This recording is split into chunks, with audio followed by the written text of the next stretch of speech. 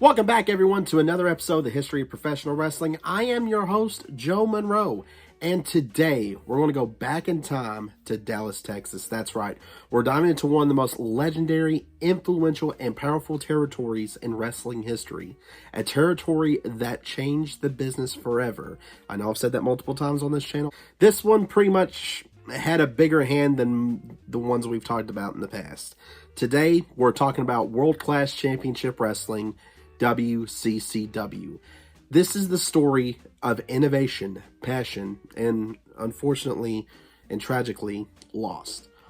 But it is also the story of a promotion that helped change modern wrestling that we know today. So it's time to sit back, relax, and take a trip with me down to Dallas, Texas. Before we get started, though, I want to thank you, the fans who actually voted for this episode to happen.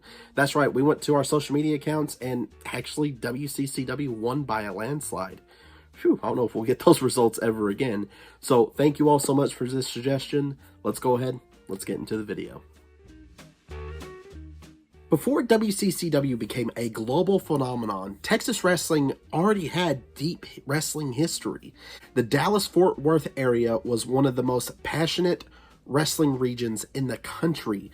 Crowds packed small auditoriums, high school gyms, and eventually one of the most legendary arenas, dare I say, Sportatorium, the Dallas Sportatorium.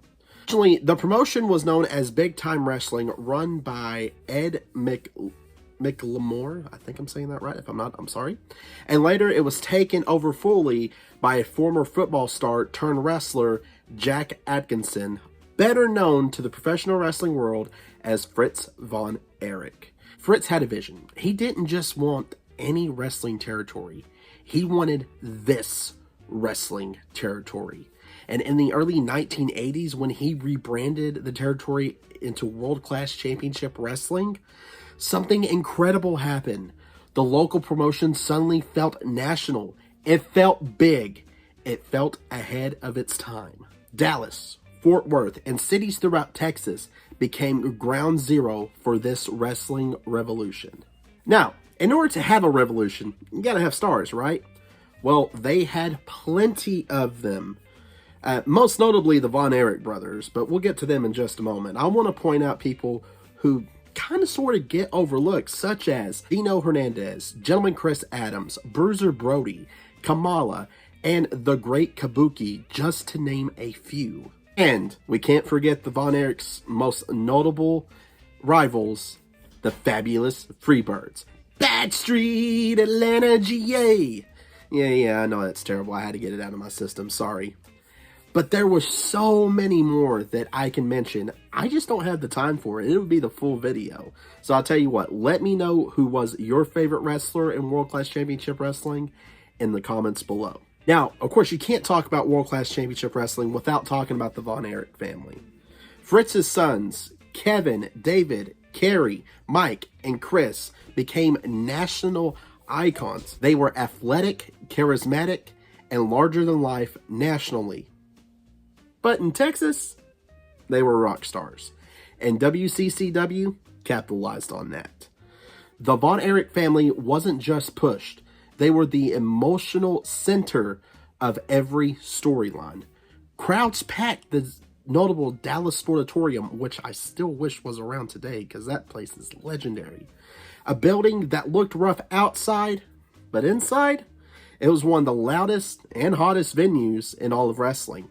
The fans loved the Von Erichs with a passion few modern wrestlers ever experienced, even today's standards. If you want to talk about legendary feuds, you can't skip this one. The rivalry between the fabulous Freebirds, Michael P.S. Hayes, Terry Gordy, and Jack Buddy Roberts, and the Von Erichs is still considered one of the greatest feuds of all professional wrestling history. All began with the infamous cage match where Gordy slammed the cage into Kerry Von Erich's head, instantly turning the Freebirds into the most hated villains in Texas. The feud had everything: betrayal, alliances, wild brawls, and massive crowd reactions. It wasn't just wrestling. It was, dare I say, theater. And for many fans, This feud is the defining moment of WCCW's golden years. Now, the Freebirds were the feud everyone remembers. Another huge rivalry was the dynamic duo, Gino Hernandez and Chris Adams versus the Von Erichs. This feud was pure wrestling magic. The arrogant, perfectly groomed heels, who were also big show-offs, going up against Texas's favorite family heroes in heated, emotional matches week after week. This is a recipe for a phenomenal rivalry. Their loser must cut his hair match is one of the most iconic moments in WCCW history. The crowd absolutely lost their minds whenever Chris Adams and Gino Hernandez got their heads shaved by the Von Erichs. It was dramatic, hilarious, and satisfying. Everything a professional wrestling fan wants. The feud also helped maintain momentum after the height of the fabulous Freebirds rivalry. Now, another rivalry actually deals with the fallout of one of the most underrated tag teams, in my opinion, of all time. The dynamic duo. No, I'm not talking about Gino and Tully Blanchard. I'm talking about Gino Hernandez and gentleman Chris Adams. Now, you can say this started in October of 1985 at the Cotton Bowl, whenever they lost the hair versus hair match against the Von Erichs. Then, in January of 1986, the two had a falling out, thus providing us one of the most underrated matches of all time.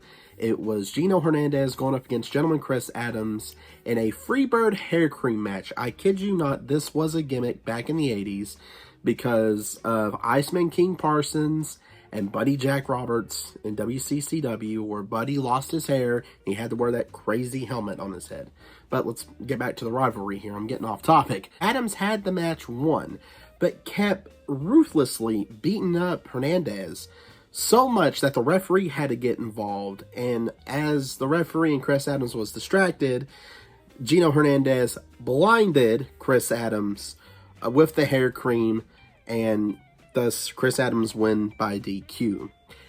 Unfortunately, though, this rivalry will not go any further than that because of Gino Hernandez's untimely death. Now, if you're looking for pure chaos, adrenaline rush, no holds barred match, look no further than Bruiser Brody versus Kamala. Yeah, the Ugandan giant Kamala that people know from WWF was in World Class Championship Wrestling.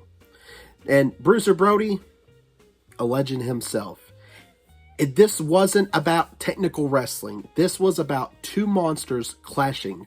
Their wild brawls, often spilling everywhere but the ring, thrilled fans and cemented WCCW as a place where anything could happen. Also, Bruiser Brody would have matches like this with Abdullah the Butcher, just a little side note. Someone I want to make mention, this isn't just one specific rivalry. This is someone who deserves a spotlight within himself, and I may do a future episode eventually. But Gary Hart, yes, that dastardly heel manager himself, introduced World Class Championship Wrestling to the Great Kabuki, a mysterious, dangerous foreign heel, the first major American presentation of the Asian Miss gimmick that we mostly know that with the Great Muta and Tajiri, but the Great Kabuki did it first. Kabuki's unpredictability and striking visual look made him the perfect villain for the beloved All-American Von Erichs. His feud specifically with David Von Erich was especially significant as it helped establish David as a serious contender. Kabuki was also matched up with other popular WCCW stars to build drama between big angles. This included Chris Adams, the Iceman King Parsons, who I failed to mention earlier, I'm sorry, and another person I failed to mention, Ad Medril. I think I said that right. I'm sorry if I didn't. While most weren't as historic as like the Von Erichs, they were important in reinforcing Kabuki's role as an intimidating mid to top card heel within the company. One thing that's often forgotten today is just how innovative WCCW really was. World Class was the very first promotion to use major production upgrades. We're talking about multiple ringside cameras, slow motion replay, entrance music, high quality lighting, and a focus on athletic, fast-paced matches. In the time where the territories were still local and low budget, WCCW looked like the big leagues, and fans noticed it. It didn't just feel like a wrestling show, It felt like an experience. WCCW isn't only about success. It's also one of the most heartbreaking stories in professional wrestling history. The Von Erichs suffered loss after loss, tragedy that deeply impacted the promotion and the fans that loved them. Deaths of David, Mike, Chris, and ultimately Kerry Von Erich left a wound that will never be fully healed. Each loss took away not just a wrestler, but a piece of the territory's heart.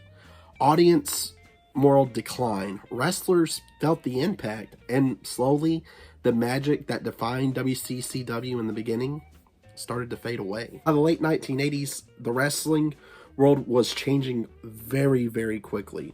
The WWF was expanding nationally, swallowing territories one by one. WCCW tried partnerships, mergers, even joining the USWA, but nothing could stop the decline. And in 1990, the letters WCCW were retired. The Sportatorium eventually shut its doors, but the legacy still lives on today. Here's the thing. WCCW didn't die. It became part of wrestling's DNA. Modern wrestling production, WCCW helped pioneered it. The emotional-driven storytelling you see in today's major wrestling promotions, WCCW perfected it. And the Von Erich name still remains powerful throughout wrestling, even today through Marshall and Ross Von Erich, as you've seen on AEW and Ring of Honor. And the incredible stories that are preserved in documentaries like Dark Side of the Ring, and films, though not historically accurate, I want to add, The Iron Claw. World Class Championship Wrestling was not just a professional wrestling company. It was indeed, in my mind, a revolution. And that is just a brief history of World Class Championship Wrestling. I want to thank you all for your love and support of the channel. If you have any suggestions for our next video, let us know in the comments below. Also, do not forget to mention your favorite WCCW wrestler in the comments. And if I missed anything that you think I should have brought up, let me know in the comments below as well. If you want to support the channel, be sure to check out our Redbubble store in the link below. We will have the new logo, new and improved logo, as a shirt and sticker on there here pretty soon. Again, thank you all for your love and support. A big shout out to our director, the notorious ATB. If I don't mention him, he will hurt me. JK, he will not. But especially thank you, the professional wrestling fans who inspire me to keep doing these videos. So if you love professional wrestling, keep loving it, keep supporting it. But if you're going to be a troll and you don't have anything better to do with your life but sit there and mess with wrestling fans, shut up and enjoy professional wrestling. We will see you next week.